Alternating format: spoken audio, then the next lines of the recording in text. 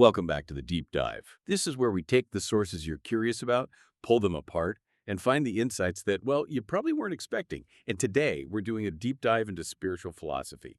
We're working from this really fascinating audio excerpt. It's called Peace.M4A, and it features teachings from Venkataramana of Vijnana Mitra.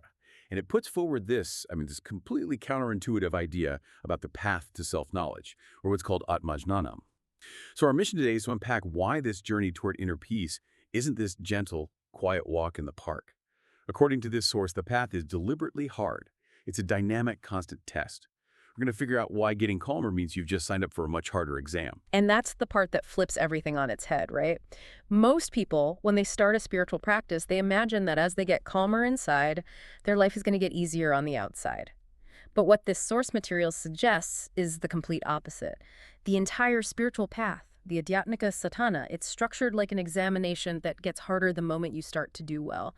The universe isn't trying to reward you with quiet, it's rewarding you with a bigger challenge. It's like you ace your high school algebra class, and for your reward, they throw you into a quantum mechanics lecture. You thought you earned a break, but no, you just earned a tougher problem set. Okay, let's unpack this. To really get it, we have to start with the cosmic roles involved, the setup. This isn't just bad luck happening to you. The source is clear that this is an intentional design. It starts with God, or Bhagawan. And in this framework, God uses a divine energy, that Shakti, to manifest this veil of illusion, Maya, and place it directly in your path. And this Maya, it's the thing that stops you from immediately realizing God, from having that Sakshatkara. Okay, right there. I think a lot of people hearing this for the first time would ask, why? If the goal is to get to God, why would God intentionally put up a barrier? It seems like it's working against its own purpose. Unless the barrier itself is the whole point. The barrier is the curriculum. Exactly. The source even says this Maya is not ordinary. This isn't just, being a bit distracted or ignorant. It's an active, intelligent barrier. Its job is to filter people, to see who's really serious. So it's like a cosmic security system. Yeah. To get to the ultimate truth, you have to get past the guard at the door. How does this guard actually work? The analogy it uses is incredibly helpful. It says Maya functions like a strict police officer. Oh, wow. Or a strict teacher. So if you think of the spiritual path as a really tough school, Maya is the principal who makes sure no one is cheating their way to an A. It's there to make sure the mastery is real. Which brings us to the core condition. Self-knowledge, ātma-jñānam, isn't just handed out. It's something you attain, and you attain it only if you pass all the tests, all the pariksha that the strict teacher gives you. It's a meritocracy of the soul, then. You could say that. That sets up a pretty dramatic picture. But I think the part that's really going to hit home for you listening is, what are these tests actually like? I mean, are we talking about pop quizzes, or is there one big final exam? And then here's where it gets really interesting. It's all about that word, dynamic.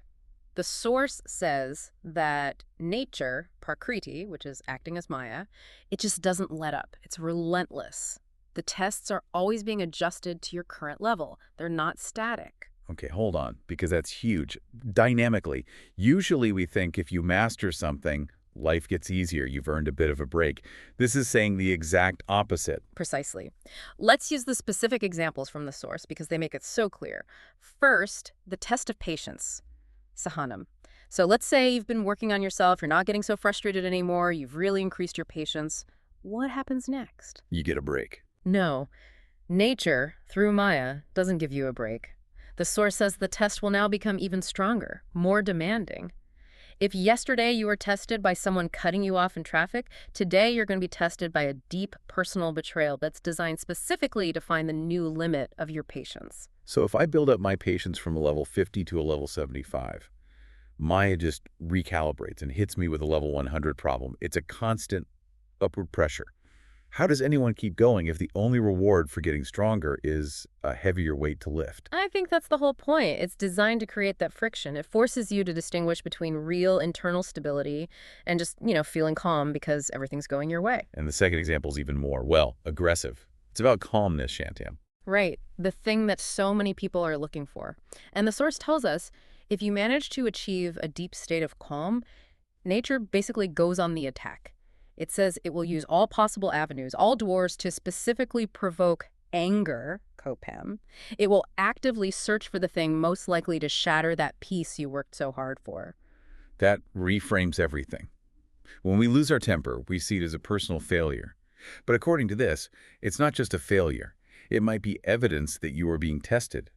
The universe wouldn't be trying so hard to make you angry if it hadn't noticed how calm you've become. Exactly. And this is so important because it corrects a huge misconception. People think, okay, I'm feeling peaceful inside, so my life outside should get peaceful too. The source says, no, that's not how it works.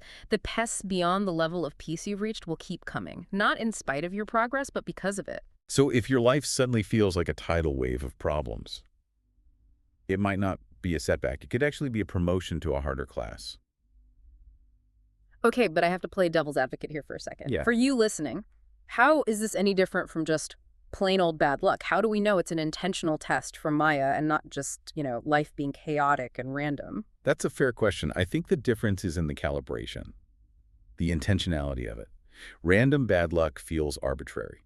A spiritual test, as it's described here, feels targeted. It feels proportional.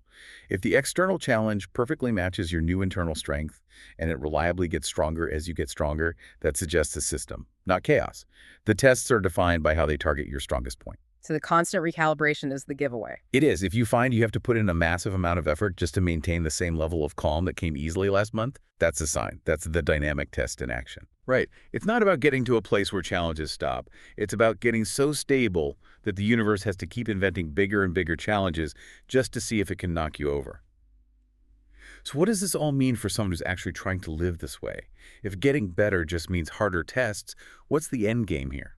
The end game is directly tied to why the system exists in the first place. The source explains that nature, Prakriti, exists as Maya, and it's a fundamental part of God, of Bhagawan. It's not some outside enemy. It's part of the fabric of creation. So its job is non-negotiable.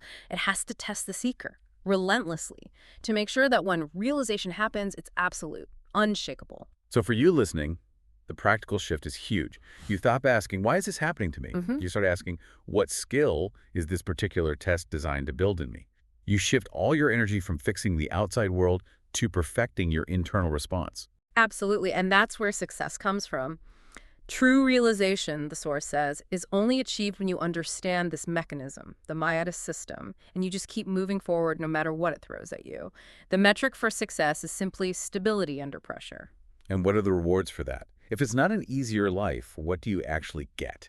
The source is very specific. It's not just a vague feeling of enlightenment. When you pass these tests, you attain what it calls real peace, śānti. You get profound serenity, prashanti. And crucially, you receive God's grace, Bhagawanunya Anugraham. It's a cycle. The test brings the struggle brings the grace, and the grace gives you the strength for the next, even harder test. The reward isn't the end of the storm. The reward is becoming a master sailor. A master sailor, I like that. So to sum this all up, spiritual growth isn't about finding a calm harbor to hide in. It's about building a ship so strong that you can navigate any storm. And you have to understand that the intensity of that storm is the universe's way of saying, wow, look how good you've gotten. It's the highest compliment you can receive. And a reminder that these powerful and I think very challenging insights come from Venkataramana, from that Peace.M4A excerpt. It's really a call to embrace difficulty. It really is. Which leaves us with a final thought for you to take with you. If true mastery means being able to stay peaceful while the universe is actively trying to provoke you, then maybe real peace isn't a state where you never feel anger. Maybe true peace is defined by that tiny gap, that split second between the universe throwing its best shot at you, you feeling that intense flash of anger, and then consciously choosing your own stability instead. Maybe the victory isn't in the absence of the wave, but in the strength of the anchor that holds you steady right through it. Something to think about until next time.